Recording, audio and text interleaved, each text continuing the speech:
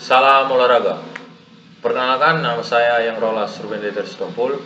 Di sini saya akan mempresentasikan hasil tugas proyek saya yang berjudul miologi atau otot. Pertama-tama puji dan syukur kehadirat Tuhan Yang Maha Esa atas berkatnya lah video PPT ini dapat terselesaikan dan terlaksana.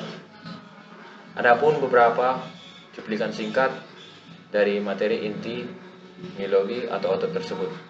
Yang pertama, kita bakalan membahas tentang definisi otot. Yang kedua, fungsi otot. Yang ketiga, jenis-jenis otot. Yang keempat, cara kerja otot. Dan yang kelima, struktur otot tersebut. Baiklah, langsung saja kita masuk ke inti materi tersebut.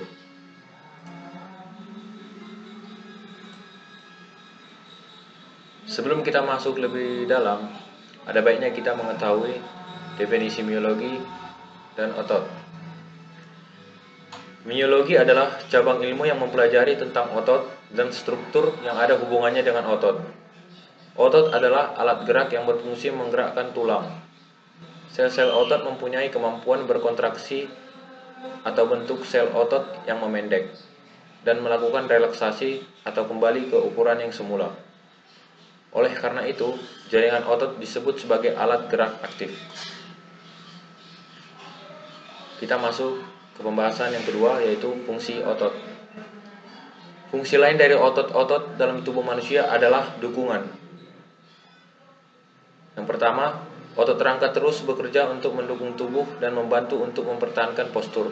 Yang kedua, otot-otot ini juga mendukung, menstabilkan, dan memperkuat sendi dengan memegang tulang dalam posisi yang tepat. Yang ketiga, otot rangka juga sangat penting di dalam menentukan kekuatan tubuh secara keseluruhan dan kemampuan untuk melakukan berbagai tugas fisik. Selanjutnya kita masuk ke pembahasan yang ketiga, jenis otot. Ada 3 jenis otot. Yang pertama, otot polos. Yang kedua, otot lurik atau otot serat, dan bisa juga disebut otot rangka. Yang ketiga, otot jantung. Yang pertama, kita akan membahas tentang otot polos. Apa itu otot polos? Otot polos merupakan otot yang geraknya dikontrol oleh saraf tak sadar dan tidak terletak pada rangka. Otot polos ini menyusun organ-organ dalam tubuh dengan struktur berbentuk gelondong dan memiliki satu inti sel yang terletak di tengah. Adapun ciri-ciri otot polos adalah antara lain: 1. Berbentuk gelondong, memanjang, dan ujung runcing. 2. Jumlah inti sel 1 dan terletak di tengah. 3. Tidak mempunyai garis melintang. Yang keempat, bekerja secara involunter, yang artinya di luar kehendak. Yang kelima, kecepatan kontraksi paling lambat. Yang keenam, mampu berkontraksi lama dan tidak cepat lelah.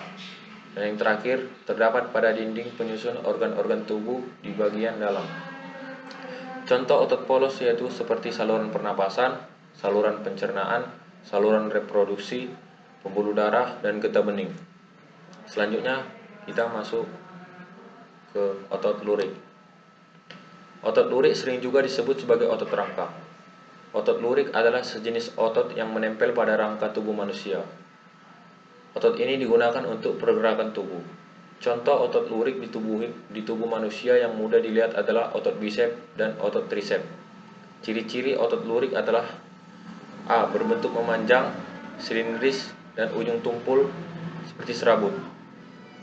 B. Jumlah inti sel banyak dan terletak di tepi. C. Terdapat garis melintang. D. Bekerja secara volunter seperti tadi otot polos, yaitu sesuai kehendak. E. Kontraksi paling cepat akan tetapi mudah lelah. F. Menempel pada rangka atau tulang. Dan kita bisa dapat melihat gambar otot lurik di bagian kanan bawah. Selanjutnya kita masuk ke pembahasan otot jantung. Otot jantung adalah penyusun dinding jantung dan berfungsi sebagai pompa darah yang menuju ke jantung dan sebaliknya. Hal ini mengakibatkan adanya sirkulasi darah di dalam tubuh manusia. Adapun ciri-ciri otot jantung adalah antara lain: A. Berbentuk memanjang, silindris, serabut sel bercabang dan menyatu. B. Jumlah inti sel banyak terletak di tengah. C. Terdapat garis melintang. D. Memiliki discus intercalaris, yang artinya adalah pertemuan dua sel yang tampak gelap jika dilihat dengan mikroskop. Bekerja secara involunter di luar kehendak. F. Kontraksi bersifat kuat dan berirama. G. Antara serabut otot jantung terdapat cabang yang disebut dengan sincitium. Dan yang H. Terdapat pada dinding jantung. Selanjutnya kita masuk ke pembahasan cara kerja otot. Berdasarkan cara kerjanya, otot dibedakan menjadi dua macam. Satu, otot sinergis. Otot sinergis adalah otot-otot yang saling bekerja sama.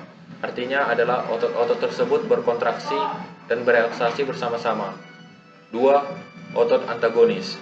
Otot antagonis adalah dua otot yang bekerja berlawanan.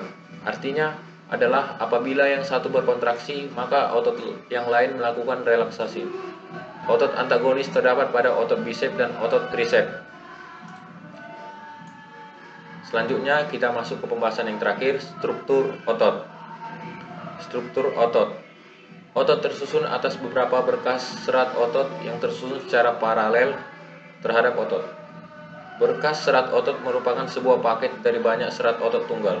Kemudian, serat otot tunggal tadi tersusun dari satu baris sel otot membentuk serat silinder panjang setebal satu sel. Kita dapat melihat gambar dari struktur otot tersebut pada gambar yang tersedia. Baiklah, sekian video project saya ini. Apabila ada kesalahan kata, mohon dimaafkan. Terima kasih. Salam olahraga.